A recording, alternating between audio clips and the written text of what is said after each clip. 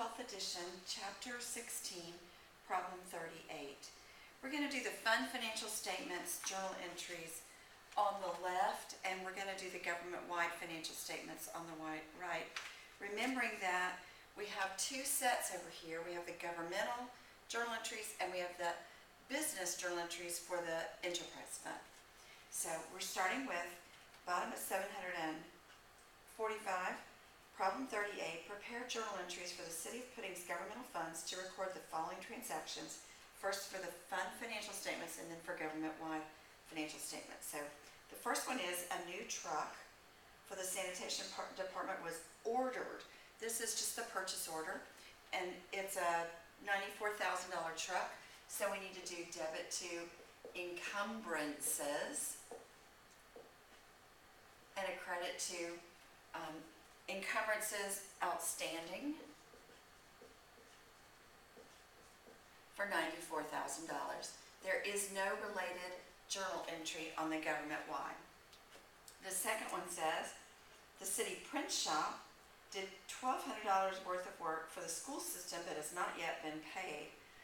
Again, there is no government-wide journal entry for this one, for B, but we did have an expenditure for supplies, and it's due to the internal service fund. So expenditure, remembering that we don't have expenses over here on the fund financial. Expenditures for the governmental funds, and a credit to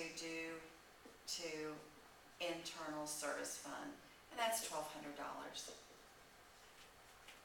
Thirdly, an $11 million bond was issued to build a new road. We do have both fund financial and government-wide. For the fund financial, it would be in the capital projects fund because this is, and we might have a separate capital projects just for this particular swimming pool, but in the capital projects fund, capital projects, we are going to debit cash because the cash comes in there, and for $11 million, and we will credit other financing sources bond proceeds, remembering that it does say what it means and means what it says. Bond proceeds for $11 million. Over in the government-wide, we do have two. Because this swimming pool is going to be in an enterprise fund, we would assume, we would have the government-wide, the regular governmental activities would have a debit to, excuse me, no, this is C. All we're doing right now is dealing with the bond proceeds, so we're not ready to do two, we're just doing the one. The governmental, just debit cash and credit bonds payable for $11 million. It's when they begin to spend the money that we're going to have two. So in D says the cash of $140,000 goes from the general fund to provide permanent financing, probably because they know that the swimming pool is going to need some subsidy. And so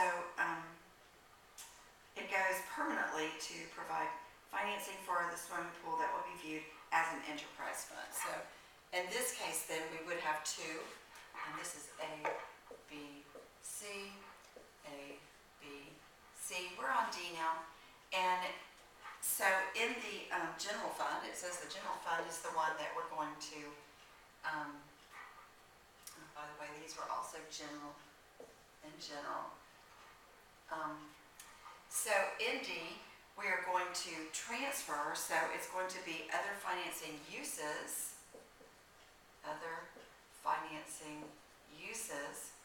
and it's going to transfer out for swimming pool, transfer out swimming pool, and the amount it said was $140,000,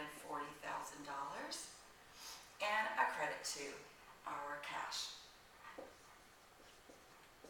$140,000. Over here, we're going to do two. In the governmental, we are actually going to have a transfer out swimming pool and cash. Transfer out swimming pool for the $140,000 and a cash, real similar to this over here.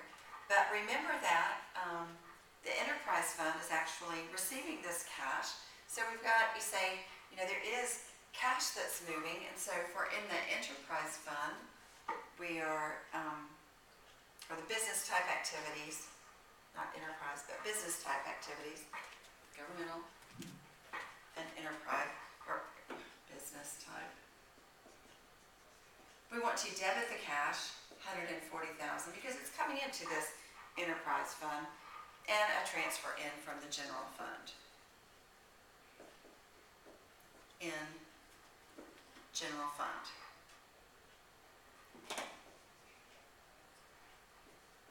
$140,000. Remembering, of course, that these particular solutions are on the portal for you, so if you can't read my abbreviations or my handwriting, you'll be able to go to your website and see the answers to this. Okay, so now we're down to E. The truck ordered in A, this one, comes in, but the actual cost is $96,000. So we are going to make two entries here. First of all, we need to reverse in the general fund. We need to reverse this entry, so debit to encumbrances outstanding for the exact amount. It is no longer an encumbrance, it's now an expenditure. And then we also want to debit expenditure, they call it expenditure truck, for the actual amount, $96,000, excuse me, and credit to cash, or vouchers payable. They did a vouchers payable, but I'm just doing cash. All right, over here for E, we do have related journal entries. In the governmental activities, because this is a general fund, it's not an enterprise fund, so there's no business type. So the governmental activities, debit equipment and credit vouchers payable or accounts payable. Debit equipment, we do account for long-term assets for the $96,000, and credit vouchers payable or cash or accounts payable. We could use that as vouchers payable if we want. All right, on F, cash of $32,000 is transferred from the general to the capital projects fund. So we would actually have two funds in the fund financial. I'm going to erase these so I can get more on the board. Not sure how wide the camera is, so I'm going to go ahead and F here. In the general fund, and we also have a capital projects fund. So the general fund, we're going to do other financing uses, transfer out for $32,000 with cash. And in our capital projects fund, we do the other side of it, debit the cash and credit other financing sources, transfer in. Sources, transfer in $32,000. So it's just a flip. It's just the reversal. We have nothing in the government-wide journal entries. So F is no entry. We're down to G now. G says a state grant of $30,000 is received that must be spent to promote the recycling. So in the government, or excuse me, the fund financial, we actually do have in the general fund or special revenue fund, and they choose to use special revenue fund. So special revenue fund, we do get some money, debit cash, and the amount was $30,000. But this is not yet earned because we haven't spent it. Unearned grant revenue, $30,000. in the government-wide financial statements, we actually, in the governmental, so this is G, in the governmental, we're going to debit cash for the same $30,000. And it is also the unearned grant revenue. So it's exactly the same unearned grant revenue, $30,000, same journal entry. For H, it says the first $5,000 of the state grant received in G is appropriately expended. So we do two things. We spend some money and we recognize the earned revenue.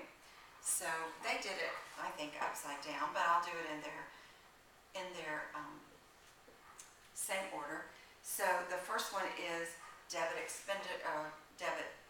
unearned grant revenue for the $5,000 and credit grant revenue, or they just used revenue. So revenues $5,000. And then secondly, also in the special revenue fund, we spend the money. Expenditure. Special revenue funds are governmental funds. They do not use expenses, they use expenditures. $5,000 and credit cash. Because as they spend the money, they can recognize the revenue. Over here in the government-wide, what we do is we debit cash and we credit unearned grant revenue.